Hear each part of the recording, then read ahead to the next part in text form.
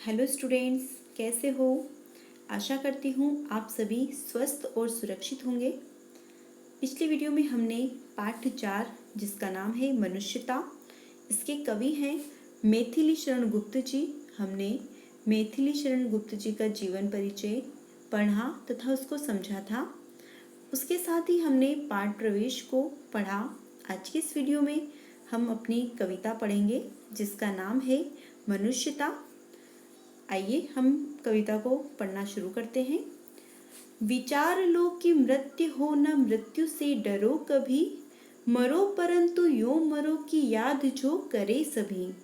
हुई न यो सु मृत्यु तो वृथा मरे वृथा जिए, मरा नहीं वही कि जो जिया न आप के लिए।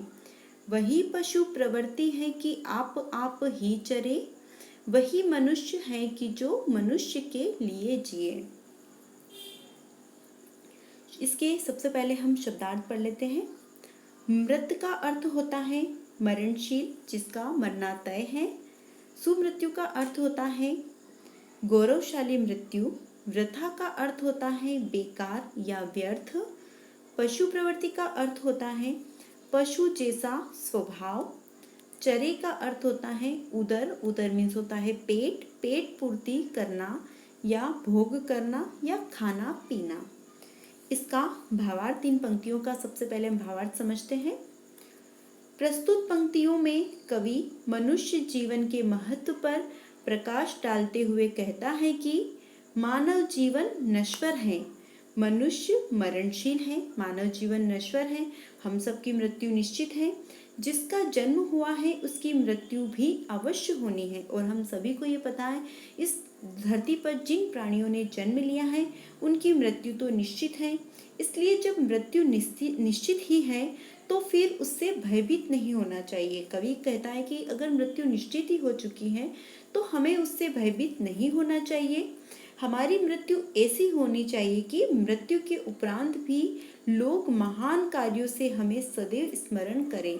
हमारी मृत्यु तो निश्चित है ही, हमें मरना तो है, परंतु मरने से पहले हम कुछ ऐसे काम करें कि हमारे मरने के बाद भी लोग हमारे महान कार्यों से हमें सदैव स्मरण करें, हमारी पग चिन्हों पर चलने की कोशिश करें। कोई ऐसा महान और गौरवशाली काम करते करते मरो ताकि तुम्हारी मृत्यु गौरवशाली अर्थात सुमृत्यु कहलाए।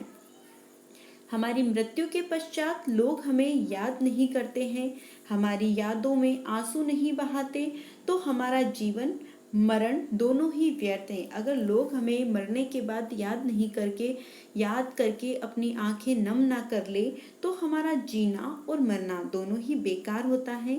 हमारी मृत्यु भी लोक कल्याण के हितार्थ होनी चाहिए। अगर हमारी मृत्यु भी हो रही है तो वह भी लोगों के कल्याण के लिए होनी चाहिए, लोगों की भलाई के लिए होनी चाहिए। जो मनुष्य अपने जीवन में मंगलकारी कार्य में अपना समय नहीं बिताते उनका जीवन पशु तुल्य होता है। आगे लेखक कहते हैं कि जो अपना जीवन लोगों के मंगल कार्य में, लोगों की भलाई के लिए नहीं बिताता, उनका जीवन पशु के समान होता है, क्योंकि पशु ही मात्र वह व्यक्तिगत स्वार्थ की पूर्ति हेतु जीवन जीता है। जो पशु होता है वह अपने खुद के लिए ही जीवन जीता है, खुद के पेट भरने के लिए जीवन जीता है, क्योंकि जब वह चारा चरने जाता है या कुछ खाने जाता है तो बस अपना ही पेट भरता है, दूसरों के लिए कुछ नहीं करता। परंतु जब मनुष्य कोई कार्य करता है तो वह अपने लिए, अपनों के लिए और दूसरों के लिए भी करता है और दूसरों की सहायता से ही करता है। इसलिए जिसमें स्वार्थ भाव के स्थान पर परमार्थ के भाव हो, जो दूसरों की हित पूर्ति के लिए अपना जीवन जीता हो, वही मेरी नज़र में मनुष्य हैं। बाकी व्यर्थ हैं, पशुओं के समान है।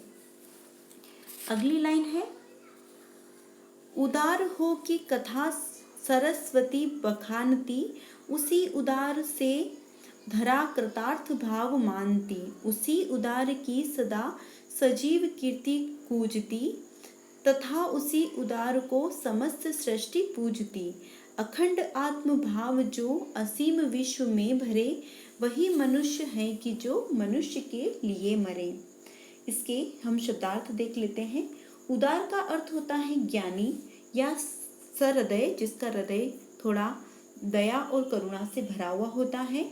बखानना, वर्णन करना, धरा, धरती, पृथ्वी, कृतार्थ, धन्य होने का भाव। सौभाग्य का अर्थ होता है कीर्ति।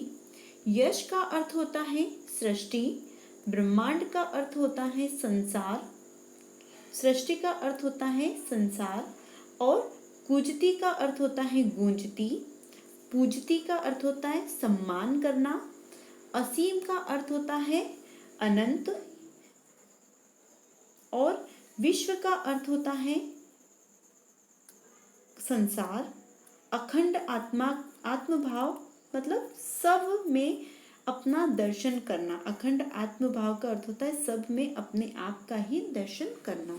इसका भावार्थ है, प्रस्तुत पंक्तियों में कवि उदारता के भाव पर प्रकाश डालते हुए कहता है कि सरस्वती उसी उदार मनुष्य का गुणगान करती हैं जो कि अंततः संसार के साथ अखंड आत्मीयता रखता है। जो इंसान जो संसार के साथ अखंड आत्मीयता रखता है, अपने आप से उनका रिश्ता मानता है, माता सरस्वती उसी के साथ उदार रहती हैं, उसी में गुणों को भरती हैं। पृथ्वी भी ऐसे उदार व्यक्तियों के प्रति कृतज्ञ होती है और जो ये धरती माँ होती है वह ऐसे उदार व्यक्तियों का आभार मानती है। संसार भर में उसकी कीर्ति का यशोगान होता है। सब व्यक्ति सब उदार चेतना का सम्मान करते हैं। कवि का मानना है कि यही वह भाव है जिससे वैश्विक एकता और अखंडता को एक नई दिशा मिलती है। वही मनुष्य सच्चे अर्थों में मनुष्य कहलाते हैं जो मनुष्य की रक्षा के निमित्त अपने प्राणों का भी त्याग कर देते हैं। जो इंसान अपने प्राणों का भी दूसरों के हितों के लिए त्याग कर देता है, दूसरों के बलिदान के लिए हमेशा तत्पर रहता है, दूसरों की मदद करता है, वही कवि की नज़र में मनुष्य है, अर्थात वही मनुष्य कहलाने के लायक हैं। आज की इस वीडियो में बस इतना ही। आगे की कविता की पंक्तियाँ हम अगली वीडियो में पढ़ेंगे। तब तक के लिए थैंक यू।